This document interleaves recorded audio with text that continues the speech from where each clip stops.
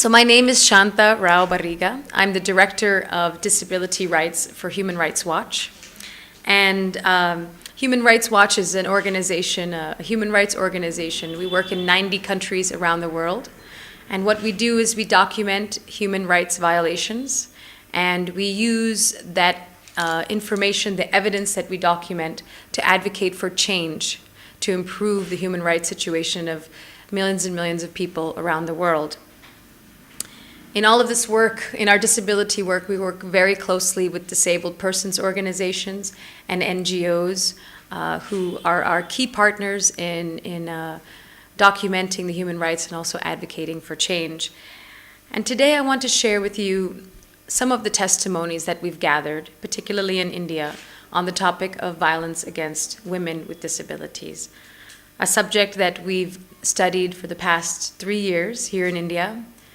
And I want to share these testimonies with you to really honor the women whom we met, their struggles and their courage, which is really what inspires me and many other people in our organization to do this work. As you may know, there are 1 billion people with disabilities around the world. That's 1 in 7 people, or 15% of the world's population.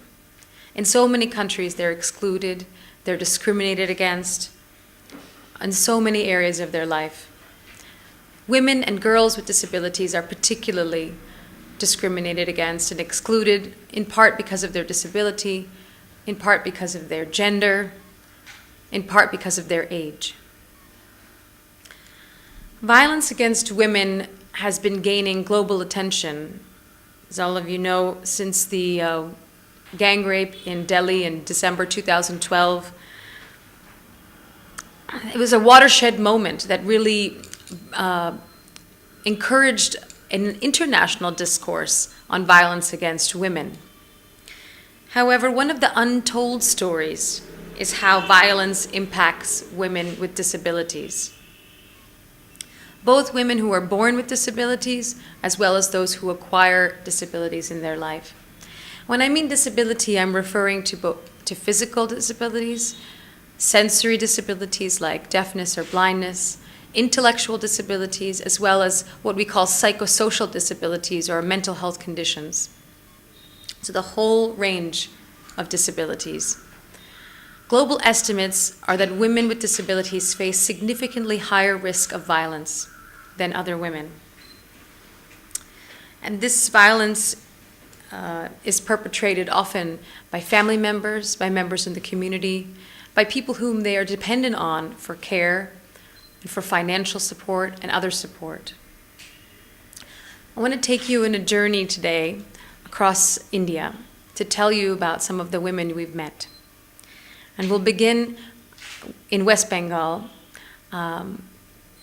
with a young woman named Reena. Reena is about 25 years old, and she lives in the slums in Calcutta.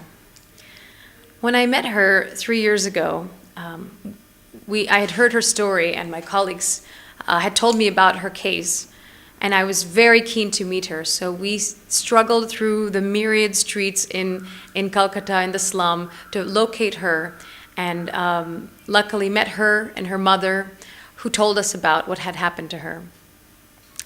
In August of 2012, Reena was walking in her community as she normally did, was confronted by some young men whom she knew. They lured her into a car, and these 4 men and boys raped her, one after another. They dumped her on the side of a highway, kilometers away from her home, where she was found by the police on the side of the highway in a ditch 2 days later. She had been laying in this ditch for 2 days without any help, without any water, without any food. When the police found her, they took her to a state home, and they found a way of reconnecting her to her family. They found her mother. They brought her to the home. She had a hospital examination, and they had decided then to file a police case. And the case is still ongoing. The perpetrators are still in the community where she lives. And in fact, her mother has repeatedly thought about withdrawing the case because of her concerns for safety for her and her daughter. The people in the community are telling her, you should withdraw this case because the first time they didn't succeed, but this time if they come back again, they will make sure she does not come back alive.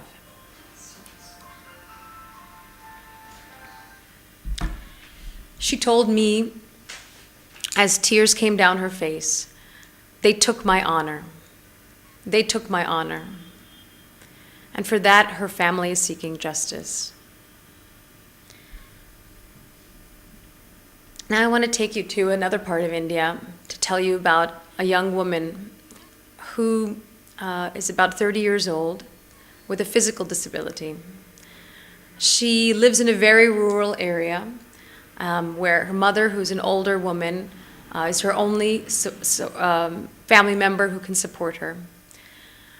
And at some point, her mother was not able to then carry her and take care of her on a daily basis. In this village, there's no toilet even, and they had to move her. Her mother had to carry her to the fields in order to even let her go to the bathroom. So at some point, when her mother was too old to carry her, but her daughter still found a way to go to the field, and she told my colleague that these young men in the village would take her to the field so that she could just go to the bathroom. And my colleague asked her, well, why would they do that? Did you give them money, or why would they take you to help you? What was their incentive? And she said, I have nothing to give. All I can do is give them sexual favors. I have no money to give them for this support. So even to have such basic needs met, women with disabilities are at risk of violence.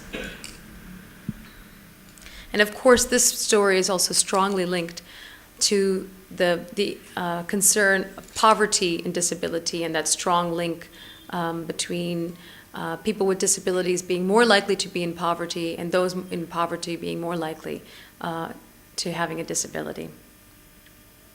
Now, these two cases are cases of violence in the community, but what we've documented is also examples of violence in institutions, in mental hospitals, in residential homes, where this is also happening.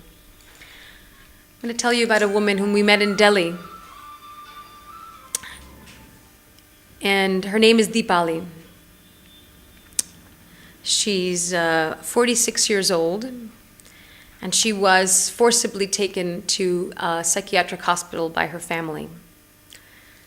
She told us, the nurses would make us have the medications in front of them. If I complained that there were too many tablets, the nurse would sometimes forcibly put the pills in my mouth and stroke my throat to send them down, the way I feed my dogs. I woke up one night and I couldn't move. My body was in intense physical pain.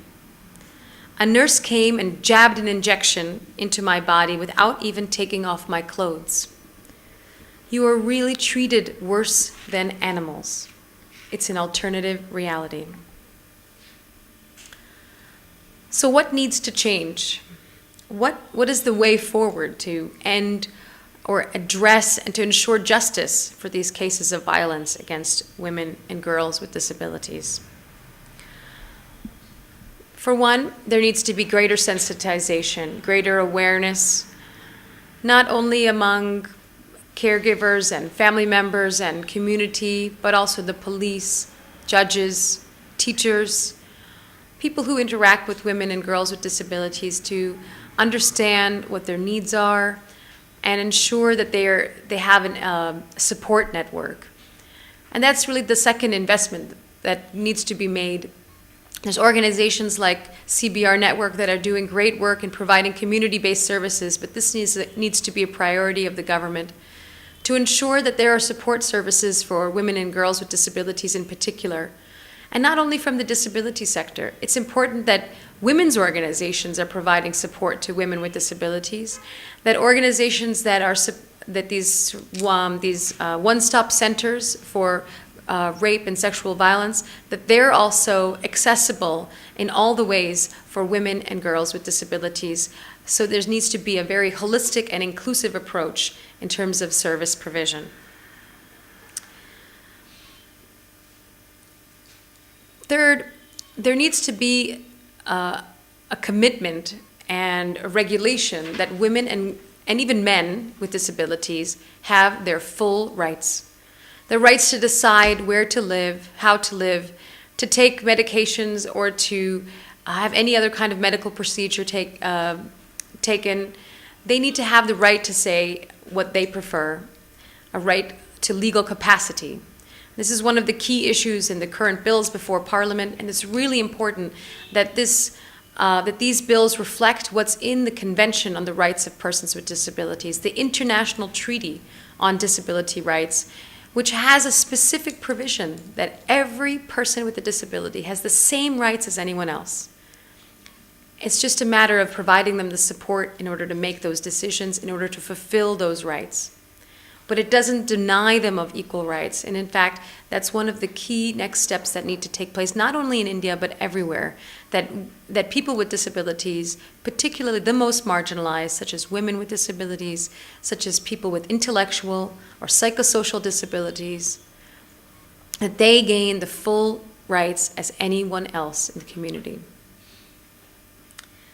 Lastly, there needs to be more reliable data on violence against women and girls with disabilities. There's actually really no data in India and in most countries around the world. And the sad reality is, if you're not counted, you just don't count. There's no policies and programs that are developed to support you if you're not counted, if there's no number, if there's no awareness about how big of a problem this is about violence against women with disabilities. And without targeted efforts by the government, supported by NGOs and other actors, women like Reena and women like Dipali will continue to be invisible, will continue to be marginalized, will continue to be discriminated against and victims of violence. So I look forward to working with you all to ensure that these women's voices are heard and that we push for the change, that we push for their rights, that they not only deserve, but they should be granted under Indian law and under international law. Thank you.